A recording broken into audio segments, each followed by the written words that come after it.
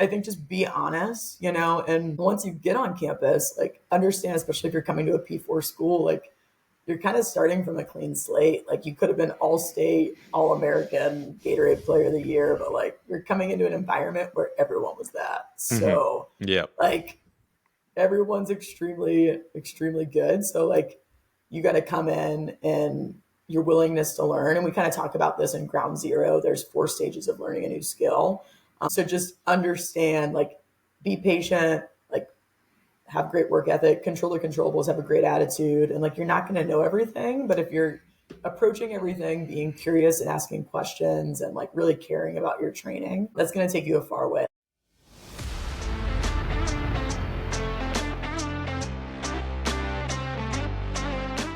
Welcome to the Athletic Edge podcast. I'm your host, Liam Evans, strength and conditioning coach and owner of Evans Performance.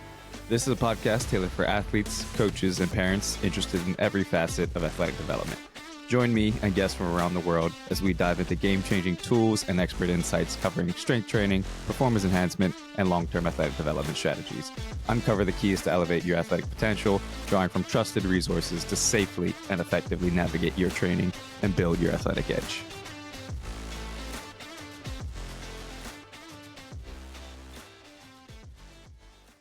Welcome back to the podcast. Today, we're joined by Stephanie Mock Grubbs of the University of Pittsburgh. Welcome to the show. Liam, thanks so much for having me on. I'm excited to dive into some good stuff today. Yeah, me too. And also, congrats are in order. Another ACC title for you guys. It was 3 in a row now, or what is it? The athletes, it's not me. They're on the court doing the work, but we've been lucky to have some success. And our head coach, he's a baller. So lucky to be surrounded by great people. Yeah, always. Before we get into anything, do you want to give a quick background on yourself and kind of how you got to where you are now? Oh man, yeah. I'll keep it quick because I want to dive into the good stuff. But yeah, Stephanie Mock Grubbs. I have been in S&C for over 10 years now and dabble in sports science as well because I oversee both here at Pitt, so sports science and strength and conditioning. I'm from Pittsburgh originally. I played volleyball at West Virginia University, so that's kind of where my passion comes from with the whole volleyball strength and power sport. I'm very short, so don't get it twisted. I'm not like 6 feet tall. I'm 5'3", so I always saw the weight room as my avenue of really like developing performance, especially when I played in college. After I played at West Virginia, I did intern there in S&C. Then I kind of came back to University of Pittsburgh, interned for just the summer, kept my foot in the door, being back in my hometown, which was great. And then I went down to Clemson. I was there for 5 years. I was able to really work under Rick Franzblau. He runs like a grassroots approach in a sense of you come in, you intern, you do a good job. Then I was a GA, then I was an assistant, then I was the assistant director. So really grateful for him as a mentor, and he's extremely intelligent. So if you have any opportunity to talk with Rick Franzblau, take it. And then I hopped over to Mississippi State University. I was the director of Olympic sports there for 3 years. That was fantastic. And then, went to the South, came back to the North. Now assistant AD for sports performance at Pitt. Kind of big projects were really build a sports science department from the ground up. So I was able to do that in my first couple of years, hire some great people in that director of sports science role being Dr. Felix Brossel. Now he's working in the MLS. And then also now we have Zach Witherspoon. He came from the LA Rams. So really have had great leadership on the sports science side of things to make my life a little bit easier. Hire great people and then things are good. So yeah, exactly. Sure. And obviously you've been like you just said at quite a few different places. There's going to be the differences in, just how the programs are run and what assets you have and all those sorts of stuff. So we know about that. But as far as just the athlete experience, has there been a lot of interchange? So for any, high school athletes that might be looking at going into college, I always tell them, obviously you want to get to know the head coach a little bit, but there might be differences in just the environment of different universities. Has that something that you've seen, or is it kind of across the board it's similar? Yeah, I would say it's been really interesting because I've worked in whether it's different conferences like the ACC or the SEC. Clearly there's different resources, and then the campuses just can be so different. So when we have like high school athletes coming on campus, like I'm at Pitt, it's a very urban campus, right? Like we're in the middle of the city. There's a lot going on. There's also pro sports involved, like the Pirates, the Steelers, and the Penguins are really big. But then also I've been in the South kind of out in the middle of nowhere, whether it's Starkville, Mississippi, Yeah. whether it's Clemson in a small town, or even West Virginia. But in those small towns, like college sports reign supreme. So like if you kind of want to be the center of attention and everyone in that community is coming to your sporting events, and that's what I liked when I Yeah. played at West Virginia, was you kind of took center stage. But I think just as you're going on your visits, you really can figure out, like, it just depends on what's important to you. Like some of our student athletes are like really academically driven, which is great. Like maybe they want to be an engineer. You know, at Clemson, we had a really good engineering department. So is academics important to you? Resources, like if you're in the ACC or the SEC, resources are going to be there for you, whether it Hmm. is from a nutrition standpoint and training table, whether it's like from a weight room standpoint, maybe you have a basketball weight room, Olympic sports weight room, football weight room. Now some, like at Mississippi State, we had a baseball only weight room. So what are you looking for in that regard of support? Do you have like I'm the strength coach for just volleyball, so I'm with them all the time. I'm traveling on the road. I'm doing everything I can to help support that team. So I think it's just really important as you're going on your visits, like asking questions, but also just asking questions that are going to kind of really drive your decision in picking that school. And it can kind of fall into a few of those different buckets. But Hmm. you're spending all of your time with these coaches, whether it's like my volleyball athletes with me, that head sport coach becomes kind of like, it's really just your family unit, you know, so you got to be okay just spending more time with that group than even like Yeah. your real family back home. So as you know, because you were a college athlete as well. I, obviously, I want to get into some of the X and O's of training side of things, but before that, so what for, in your perspective as the strength coach for volleyball, what is a typical day in the life for a Pitt volleyball player, Gosh, yeah.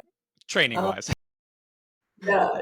So in season, we do run like microdosing of strength training. Hmm. So we can kind of, that's where we're Yeah, at we right can talk now, about right? that. And Yeah. we just got done with ACC play. So for us, usually Monday is more of like a regeneration day for them. So like depending on if they played Friday, Sunday in those ACC matches, Monday, just depending on playing time, and that's their off day to get Hmm. academically like forward. But if they're going to do top off stuff conditioning wise, if they didn't play, are they going to spend more time in the athletic training room? If they are like a six rotation player, Hmm. that's kind of their day to get what they need. Ideally, is what we call it, and then Tuesday, Wednesday, Thursday, we'll lift every single day right before practice. And it's really nice because like in proximity, the weight room's right above the volleyball court. So like they literally come Yeah. up, lift with me. It's ideally just like a longer warm up, right? Hmm. And then they just go down and practice. And then academically, like Pitt is very rigorous compared to maybe some of the other schools I've been at. So they have late classes. So Hmm. we'll usually lift, practice, then they'll have class or study hall or something like that. And then in the morning, hopefully they're getting a lot of great sleep and filling out their check-in so I can take a peek at that and then figure Yeah. out readiness for the day and all that fun stuff. So speaking of the check-in and stuff, what are some of the things that you guys, 'cause I do have a quite vast array of sports science and just your overall monitoring process. So what are some of those things that you're looking at? Yeah, I think from like a day-to-day wellness check-in standpoint, we're asking them about like RPE of the previous training day. So how did you really perceive that training session, performance in that training session as well? Like where were you at from your like high standard approach? We'll look at things from a stress standpoint as like challenge and threat. So Hmm. like we don't like to use the word stress because I think it has like a negative connotation to it. So we'll put like, hey, it's great to be challenged. You know, practice was Hmm. really hard. I learned a new skill. Like it was an 8 out of 10.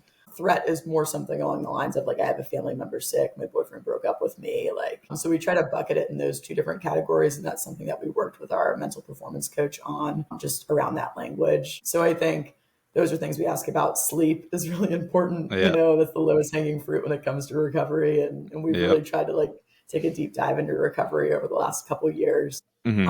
and just financially investing in that. But just, yeah, some of those different questions along the way to allow us as we're going into like the training session from a lift Yeah. and really practice standpoint, body soreness map is always just something that's going to be on there, picking Yeah. different body parts on sore, pain thresholds and all that. So I think it's extremely helpful for us. And sometimes like bigger roster teams like a track and field or a swim, it can be kind of daunting to do a Hmm. wellness questionnaire. But with volleyball, when you have like 15, 16 athletes, it's a little bit easier to get them to create buy-in. And really we're doing the wellness check-in to create conversations. So like if Yeah. I do see someone rating certain things the type of way, I can check in with them, give them a phone call, be like, hey, where do you think this is coming from? Like, oh, I slept weird, or oh, like RDLs yesterday really got my hamstrings firing, but like I'm good, in a good way. So I think, yeah, just driving more conversations to get the most out of the athletes for sure.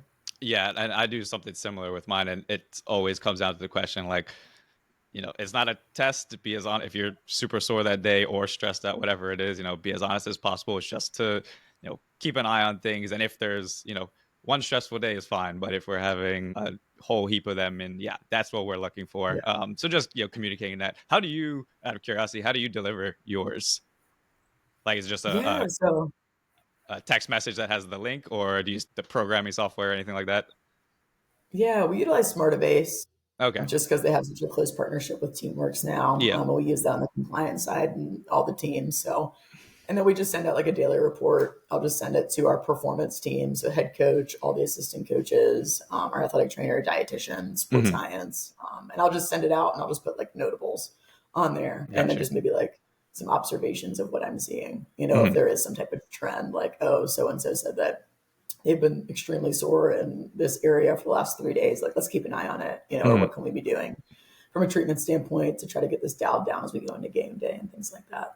Got you. And for any, incoming freshmen or anybody for that matter, maybe you're just coming off the off season, they're coming back in. Are there any assessments that you guys physical assessments that you guys are using with them? Yeah, I would say because like in my position, I'm very like much 10,000 foot view Yeah, looking view. down Yeah. on things. So just from like a holistic view, we look at from a student athlete development standpoint a few different areas when an athlete's coming in. And right now we're Hmm. kind of thinking about like transfer portal athletes will show up in January. Let's say if we pick Yeah. somebody up out of the portal, whether it's football, volleyball, a Whoever. lot of Yeah. these fall sports, the soccers. But we'll look at first one's going to be just visuomotor, like decision making process. So we'll do like some type of vision testing with synaptic. That's going Hmm. to be like one area that we look at. Another area is just like the basic strength testing. So maybe they get on the force frame or the Nord board and we look at some of those numbers. We'll do a power as like a counter movement jump is going to fall into that category. So we'll get them on the force plates and then we can kind of take from a positional standpoint, like where's this athlete coming in at and what are the expectations of all the athletes we've kind of had, whether it's men's soccer that got drafted Hmm. in the MLS, like where should this position be at? So, and then we'll look at body composition is always important, is whether you're using a bod pod or a DEXA. Yeah. It's another area. And then more of that psychosocial profile. So we'll do like a big five personality test, but that's what kind of we look at from a holistic point of view. And then really drilling down into it, we'll look at KPIs of that specific sport, whether it's like a field sport athlete, a rotational sport athlete, court sport, like a basketball or a volleyball. We may dive a little bit deeper, but that's how we kind of like round out our holistic student athlete development model. How are you guys? Being that it's volleyball, do you use both, a hands-on hip counter movement jump and an approach jump? Because obviously that seems more natural for them. Do you kind of go between them, or do you use one for the specific testing and one more for training, or how do you go about that? Yeah, we do utilize just hands on hip. So, but we do like complement that with the classic Vertec, Yeah. like the Yeah. Yeah. standing approach It's where they nothing are better. using their arms. So I think we just layer it in accordingly. And I think like sometimes you do have to look back because now I know just being here on my fourth year now, we've been lucky to be successful. Like I know for a middle blocker, like, hey, if you can touch like 10-8 on your Hmm. approach or 10-9, like you're elite. Yeah, So doing pretty I well. do have some buckets and categories of what we're looking at in regards to whether it's approach or standing, but then we can layer it in with that additional information on the force plates Hmm. as well, which is really nice. That's awesome. So the freshman athlete comes in, they do their initial assessments and stuff. What does that first kind of foundational program look like for them? Or how are you kind of bucketing the athletes? Obviously, some might have trained in high school, some might not. Everybody's going to be a little bit different.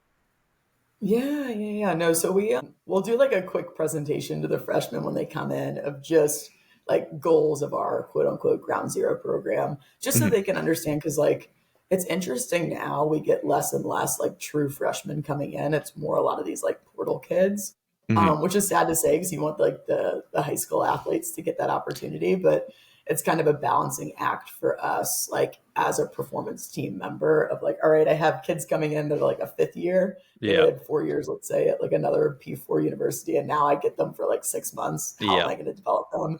And then you get these like long-term athlete development, like a high schooler coming in that's super light and probably Hmm. has some different goals in Yeah. regards to all that. But goals of the Ground Zero program, one, it's going to be just all about proofing really like the athletes. So we'll talk to them about, we'll do their assessment like we talked about. We'll do some mobility tests, stability tests, and then we'll look at posture in that regard. Then next layer we'll talk to them about is just increasing body awareness. So whether it is ISOs, teaching them those fundamental movements, then we'll layer it into just building relative strength, in those movements over time. And then the last one is just increasing work capacity. Because one thing that we see now more than ever is when athletes would play volleyball, then play basketball, then run track, like they would get that work capacity built in. But now that they're only playing one sport all year round, like it is something that we're seeing that we need to further develop at a higher level, just because they aren't getting that diverse training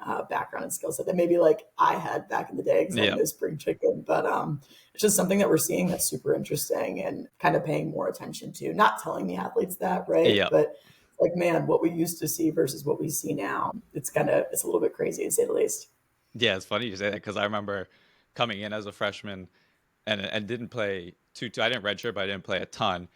And I remember feeling like, man, when I did get on, I was like, man, I do not feel fit right now. Like, just because you're not playing, especially if you aren't playing regularly, then, the training, the extra cardio, whatnot, only does so much as far as just gameplay and all that sort of stuff. But also I didn't think about, so you guys probably have more of an issue with, or not issue, but as you said, not true freshmen coming in as often, because you're, a top 5 school historically in that sport. Whereas maybe other mid-major schools and things like that would have more true freshmen. Do you think? It's interesting, and especially going to this upcoming year, it's gonna get crazy in a sense of now we're gonna have roster caps for every single team. So like maybe in the past you could carry 19 volleyball players, but now we have to cut it down because there is a roster cap with paying kids. So women's soccer, maybe we had 39 girls, but now we got to cut it down to 25 going in this upcoming year, because now we have roster caps on every single team. And you don't have the luxury of just carrying however many kids you can carry. And then sometimes you just don't travel them, right? But now it's going to more of like a quote unquote semi-pro model. So I think with these roster caps, like at P4 schools, we're going to have to cut kids to get down to that number for all these different teams going this upcoming year. So now we're going to be putting kids into the portal that maybe a MAC school will be like, heck yeah, I want to pick this person up, so it's going to take a little time to like get back to balance as we kind of instill these roster caps for every sport across the board. So I was going to say, is that every sport? Yeah, there's a roster cap on every NC2A sport. Yeah.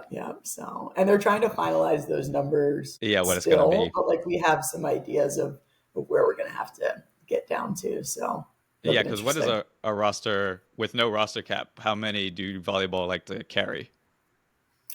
I mean, for us, we're usually carrying like 15 or 16. Okay.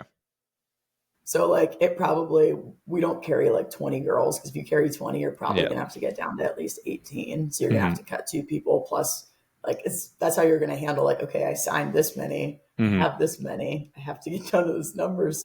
Head sport coaches, I don't envy their positions whatsoever, because like they were recruiting all these classes not knowing that a roster cap was going to come. We're kind of all just going based off of the information that's given to us, which makes it exciting. The best ability is adaptability. So here we are.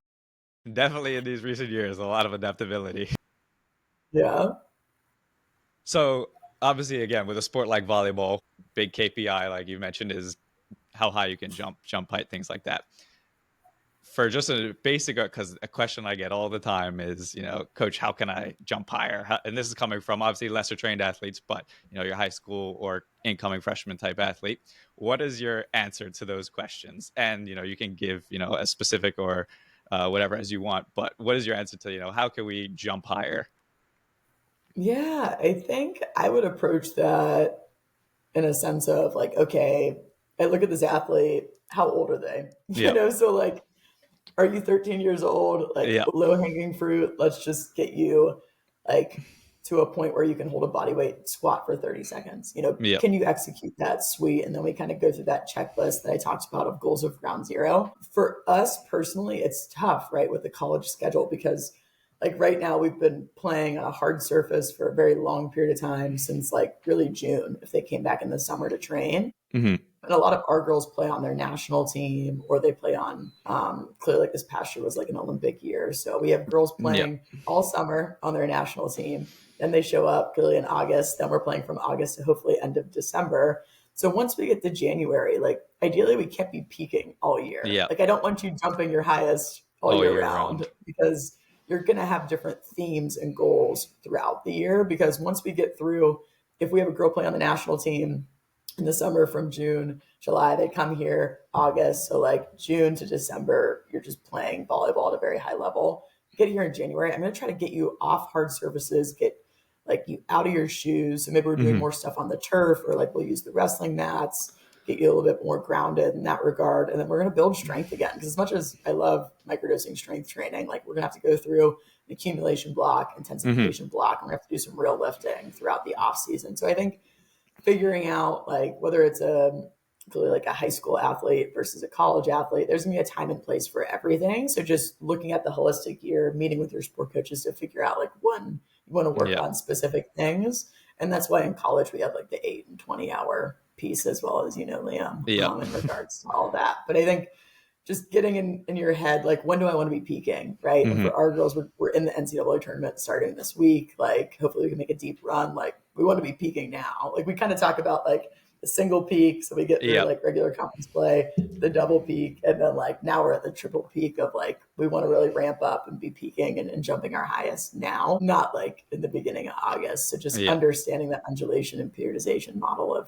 how you're going to do that. So I think people get this like false sense of I can jump high 365 days a year. And it's Yeah. like, well, do you really need to be doing that? Or should you be developing different buckets throughout this year to make you holistic in nature? So taking all Yeah. those things into consideration. Yeah, exactly. And with a sport like volleyball or anything, where you're playing many, many games in a season, not just, a couple big meets. What is the difference you find with how you can go about having that, like, as you said, you have your first peak and then your second maybe in conference, and then hopefully now you're hitting your third versus, just, it's not that it's easier, but if you have a target date, a big meet is for, say, track and field or swimming or anything like that, at least you have something you can kind of work back from. But with you guys, is this where microdosing really comes in to try and help with that situation?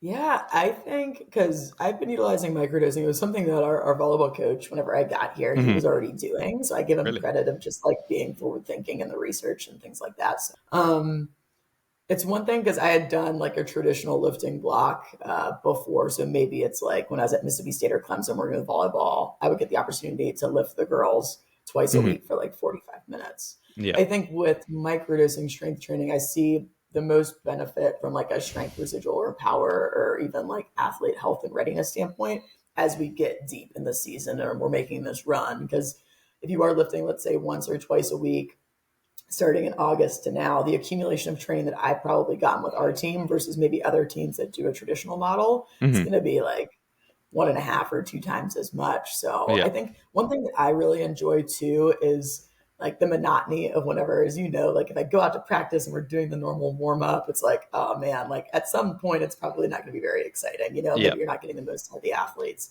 With like microdosing strength training, we're getting in the weight room before every single training session, and I'm in control of giving them a certain stimulus so they can have a certain output, like dose response relationship at practice. Hmm. So I'm the first person to get my hands on the athletes in regards to like getting that lift in, getting them stimulated, and giving them different stimulus along the way so they can continue to climb in that regard. So I think it's allowed the girls to really buy into training more, Hmm. because it's not like that. Because sometimes, depending on where your weight room is compared to the practice facility, that's probably the hardest thing. Like if my volleyball gym is 10 minutes from where the weight room is, Yeah. like microdosing is going to be pretty tough for you to do. For us, since it's so close, like the girls just see it as part of their daily routine for practice. They don't see it as like, oh man, I got to go to lift like Tuesday, after I just did a 3 hour practice. Now I got to go lift weights. Like, and it's something that they really don't enjoy. I think it's been something that just is like part of their preparation. And when they go on to like play pro after, Hmm. they continue to do it like where they're playing because they know it helps their body feel good. So I think that's the biggest thing. Hmm. I want to bring value of helping the girls feel healthy and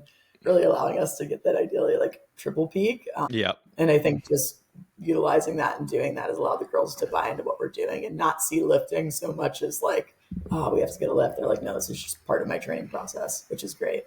Yeah, exactly. And for those that have no idea what we're talking about when we mention microdosing, do you want to do a quick dive into what that looks like and essentially kind of, because we both deal with athletes. Some might hear the word, oh, we're going to lift right before we train. Like that's going to make me tired, sore, fatigue, whatever it is. So do you want to go into a little bit of what microdosing is and kind of even some of the specifics of what you're doing? Yeah, I'd say, and I want to say like this in my context, Yeah. right? Because like other people may talk about microdosing in a different way for strength training. Maybe they're doing it after practice. But for me, I just like to explain it as it's something that we're doing. It's like a prolonged warm up, right? With a more specific stimulus that I'm trying to achieve. So like instead of doing activation like glute bridges, knee hugs, all that stuff that's great, like if you're doing Hmm. that before practice, awesome. I'm just trying to create a specific stimulus before practice to allow them to feel ready to go and primed up, ideally, as they take the court. So, and what I enjoy with microdosing is like maybe I'm only doing like 3 to 5 movements Hmm. before practice versus trying to like squeeze 10 in on a Tuesday for an hour. I think just minimizing, especially in season, because they're handling so much of the technical, tactical work on the court, whether it's scouting teams, working on their own skills, this, that, and the other. It allows them to have like microdosing that smaller focus on a few different movements to allow them to be successful over the week. So for us, like I had mentioned, for ACC play, we're playing on Friday and Sunday. Hmm. And then Monday's more that regeneration day. Tuesday, that's gonna be our longest lift day, ideally. So that's gonna be more of like a 25-minute lift. And that's our true strength day. So we'll do high force movements, whether it's like a power clean. We'll also squat on that day because it's the furthest day from game day, of course. And then we'll Hmm. do some type of like posterior chain, like a Nordic. Then we'll kind of flow into Wednesday. That's going to be more of like a 20-minute lift for us. That's going to be more of like our power and accessory day. So like any bilateral movements, things like that. So we'll usually do like a trap bar deadlift, more concentric in nature. Then that unilateral work, whether it's like a split squat, a step up, whatever you need to Hmm. do to get the job done. And then Thursday, again, our lifts are going to getting shorter as we get closer to game day. And plus they have film. So like I'm trying not to be selfish with the lift.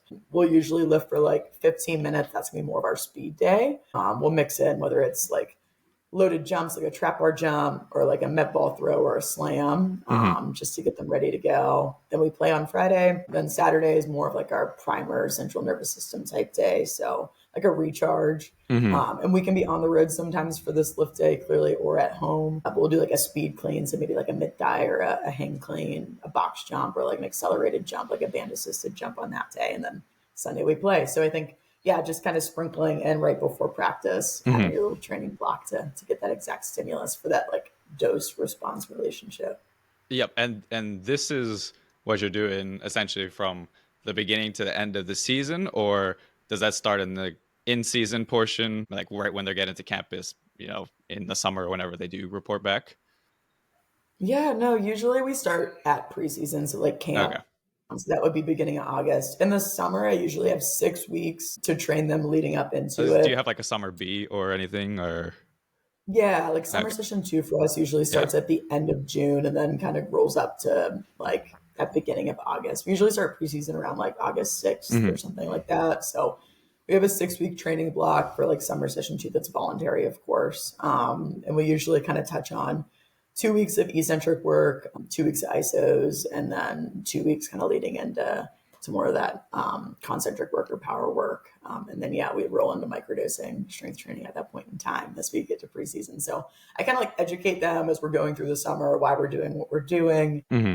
what we're kind of building, that foundation, that robustness, that work capacity that's going to allow us to kind of transcend through season. Cause then the lifts, yeah, like just the tempo of the work, Yeah. like a lot of times the freshmen are just like, oh my gosh, I got to like move extremely fast and get this done. But luckily, our head coach is super supportive of the weight room, and again, it's super close to the court, so makes it easy.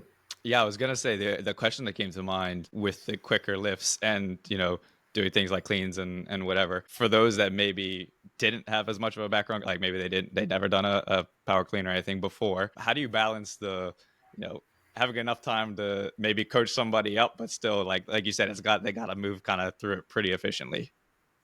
Yeah, I try to explain to them when I'm educating them on microdosing, like the athletes, like when you have less movements per session, you usually get higher like quality of movement, so like Hmm. movement mastery in that regard. So I think when I explain it to them like that, they're like, okay, like I just got to like hammer home on these three movements, execute at a Yeah. high level, like movement should be perfect, at this point in time.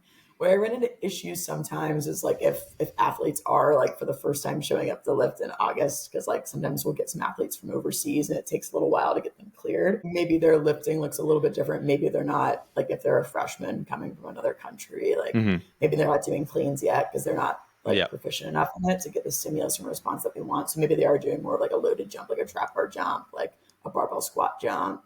So I think I'm not so much married to the movement. I'm married to the stimulus and the output that I'm Hmm. getting from the movement. Which, just out of curiosity, which progressions do you use for any of the Olympic lifts type stuff? Yeah, we'll do in the summer. Like a lot of the time, we'll take time to go through some different like pauses and like Hmm. so we'll do like some three position Yeah. cleans. We'll do like some pause below the knee. We'll do like full catches as we get ready to max out like Yeah. throughout the summer. If they're there, again, it's voluntary, so Yeah. like I can't force people to be there in the summer. But I think just going through different pauses and catch positions and things like that is super helpful. So we'll go through like the different catch positions, and then also we'll work on the lower body work as well. So the teaching Nice. progression is Yeah. pretty Yeah. it takes a while, Yeah. as we all know, because the clean is but we'll do like dumbbell snatch and things like that, but overhead movements with volleyball it can get dicey and just depends on, again, like for me, I do the assessment with the athlete and I figure out what's going to be best for their anatomical makeup, right? I'm Hmm. not going to force everybody to do a clean if they're coming in with a low back stress fracture, Yeah. and like I talk to the athletic trainer and it's like, hey, maybe a clean's not great for them. So I'm not married to movement at all. I'm married to just like the stimulus and the output that I'm trying to get after and search for with the athletic trainer for sure. Yeah, exactly. It's like the base principle based training at the end of For the day. sure. And you also mentioned obviously with volleyball overhead athletes, their shoulders and things are very important. Is there anything that you do as far as just strictly quote unquote shoulder care type stuff, or is it more training is prehab is injury prevention, all that sort of stuff? Yeah, I think I get asked this question so much about like arm care, right? Yeah, Especially like when I was around softball or baseball. But I think it's pretty simple. Like, don't do movements that hurt the athlete. So, like, if yeah, they're doing something, they're feeling pinching or pain, like, yeah, don't do that. That's step one. So, if it's creating pain, don't do it. And then, yeah, just make sure you're coaching up your movements, like your rows and your pushes, having clean movements in nature, and just coaching athletes up. Like we all know, we've seen like the lat pull down that you see their shoulders rolling yeah, forward and this, that, and the other. So I think, yeah, just being super technical when you're teaching upper body movements, and you should pay attention that much more when you have like a throwing athlete or a swinging athlete and things like that. So luckily, like having a great relationship with our athletic trainer, I think hmm, just making sure like you can work together, especially in season, to fill buckets. And if you know an athlete's coming in with like they already had a prior shoulder injury, like what can they do in okay, prehab yeah, rehab before they come up to lift? Because again, the lift sessions aren't that long. yeah, For me to kind of mix that stuff in can be hard, but I have yeah. a great You kind of want to relationship with hit the the big athletic trainer. rocks. Yeah. Yeah, Do yeah. you guys use any like ash tests or anything, or not really? Just with the research with the ash test, it's been tough, right? Because it can get super pec dominant when you're pushing down into the plate. So I think biggest thing for me when I'm doing any type of testing, like we use the force frame for internal external Hmm. rotation because they have that elbow slot that you can kind of slide them into. I think that's great. But if we're not making decisions off the testing, like whether it's I'm making decisions based off of the movements that they're going to do from a Hmm. lifting standpoint, or we're making decisions in prehab rehab, like I'm not just going to do the test to do the test and collect Yeah. data. So I think that's what I've learned over time. Like early stuff in sports science, I'd be like, oh my god, I see so and so doing all these tests. That means I should do all these Yeah. tests. It's like, no, well, maybe for them and their performance team, like that works. What works for us? What are we actually going to utilize?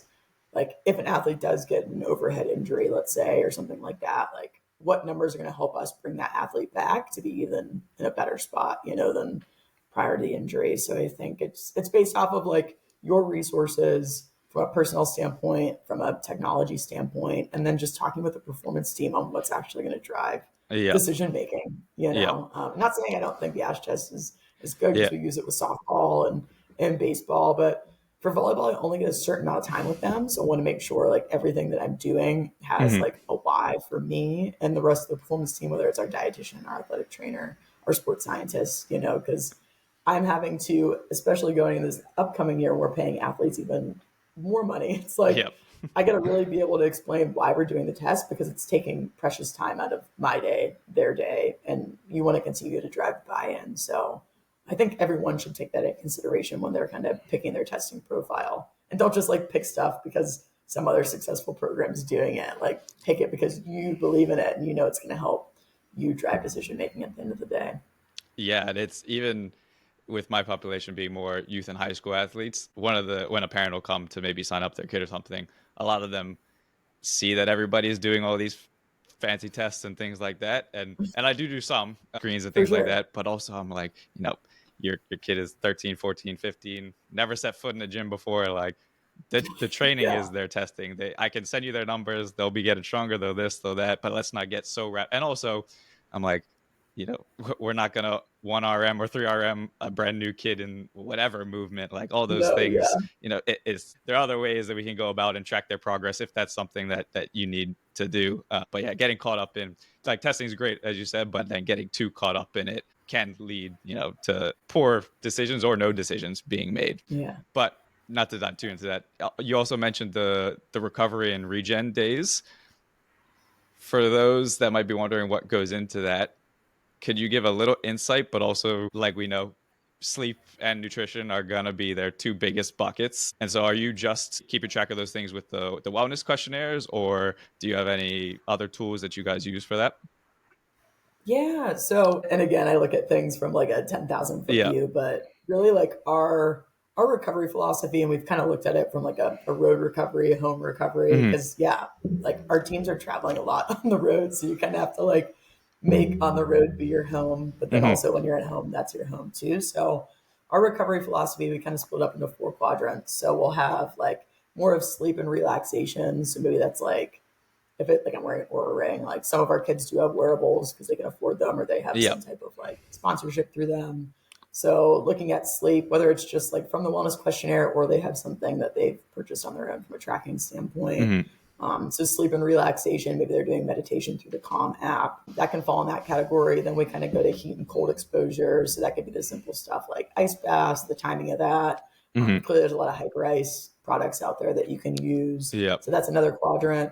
Then we'll look at like more of massage therapy. So that could be again a hyper ice gun massage wise, or like some teams will get like manual therapy as well Hmm. on their off day. And then the last one's more of like, and this is a newer one, right? Like the red light stimulation or Yeah. electrical stimulation. And that's where we use Firefly a good bit, especially on the road when I've we're used them. flying Yeah. and things like that. Yeah. So those are kind of like the 4 buckets that we'll talk about with the athletes. Sleep, again, is like the lowest hanging fruit, whether you're Yeah. high school, college, pro. And people are always trying to figure out like, how can I get better sleep? Whether it's like the blackout curtains, Yeah. whether it's you can get the fancy stuff that tracks stuff or cools your bed down. Yeah. So yeah, I think you can get as advanced or just as basic as you want in regards. And like nutrition's massive. Like we drink the cherry bundies post game, Hmm. especially like our late night games. If we have a game starting at 7, we finish at like 9, and we want them to recover. That can also help promote sleep and things like that. So yeah, those Yeah. are a few like. I was gonna say, obviously you guys are traveling quite a bit. Are there any games where you'll, stay behind and either spend the night there, or are you always trying to get back to Pitt as quickly as possible? Yeah, I mean, if I was in the pro space, it'd probably be a different answer, right? Because you don't Yeah. have school, but like for high school or college, Yeah. we have to get them back for class. So Yeah. like that's the hardest thing. Yep. What would be most ideal versus Hmm. least ideal with class and other things? Like sometimes we just gotta like hang our hat in the middle, Yeah. and just like cost of things, right? Like with these new conferences and then schools being all over the place. Like now we have Cal and Stanford in our conference and SMU. Yeah. So we're going to Central Standard Time, Pacific Standard Time. Hmm. Yeah, it would be nice to leave a couple days earlier to get acclimated to the time difference, but like we can't miss all that class. Yep. I think just figuring out like what's gonna set you apart, and maybe it's like, hey, like timing of caffeine if you're in pro sports and you can do that. Like Yep. just figuring out what as a performance unit, like what's in our control, and like let's do that. So yeah, figure out what works for you and what you have from a resource standpoint.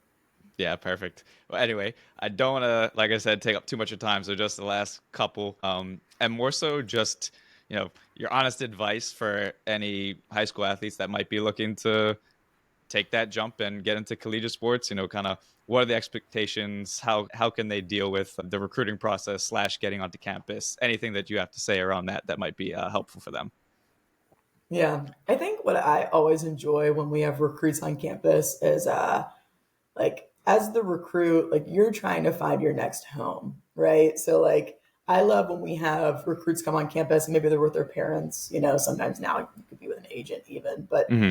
like you as the recruit, ask the questions, like don't let mom and dad ask them. Like I love when athletes come in and they're the ones asking it because like that's going to be their future and they kind of grab the bull by the horns and ask Yeah. the questions. So don't be afraid to like have a voice, and ask questions, whether it's the academic support, whether it's the strength coach, sports scientist, and do your homework before you get on campus. Like really when you're like interviewing them as much as they're interviewing you, I'm Hmm. asking questions of like, I'll ask, what's your training background? Like, please don't lie. Like, if you're not lifting at all, that's okay. That means I'm Yeah. starting with a blank canvas and I don't have to like reverse things and bring them back. So I think just be honest, and once you get on campus, like understand, especially if you're coming to a P4 school, like you're kind of starting from a clean slate. Like you could have been all state, all American, Gatorade player of the year, but like you're coming into an environment where everyone was that. Hmm. So Yeah. like everyone's extremely, extremely good. So like you got to come in and your willingness to learn. And we kind of talk about this in Ground Zero. There's 4 stages of learning a new skill. So just understand, like, be patient, like, have great work ethic, control the controllables, have a great attitude. And like, you're not going to know everything, but if you're approaching everything, being curious and asking questions and like really caring about your training, that's going to take you a far way. Like, don't come in and try to be like defensive, like, I got Hmm. this. Like, just have an open mind and really show that you care about all elements, whether it is like, and then I think that's the biggest change that you'll see is like the nutrition support. You have a dietitian, you have your athletic trainer, you have your strength coach, you have your mental performance coach. So like use all of these resources because sometimes when you go to the pro level after, like Hmm. some of our girls will play overseas, you don't even have all these resources. So really capitalize while you're in college, soak everything up, ask good questions, stay curious. A lot of time if you're curious, you won't be as stressed. So just Yeah. keep asking questions. Yeah, it's funny you mentioned resources because I'll ask this question quite a bit, and that is like the number one thing that people say is like take advantage of all the resources that you do have, especially if you're at a high level Division 1 college or P4 college, whatever it is. There's so much available to you. Yeah. So it's just up to you to like kind of reach out and grab it. Yep, So make sure you take advantage of this for sure.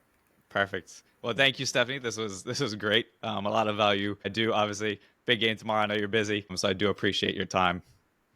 Oh my gosh, Liam, thanks so much for having me on. It was great chopping it up. And yeah, if anyone wants to reach out to me, I'll give you my Yeah, my yeah, info, whatever's easiest. yep. Let the people know.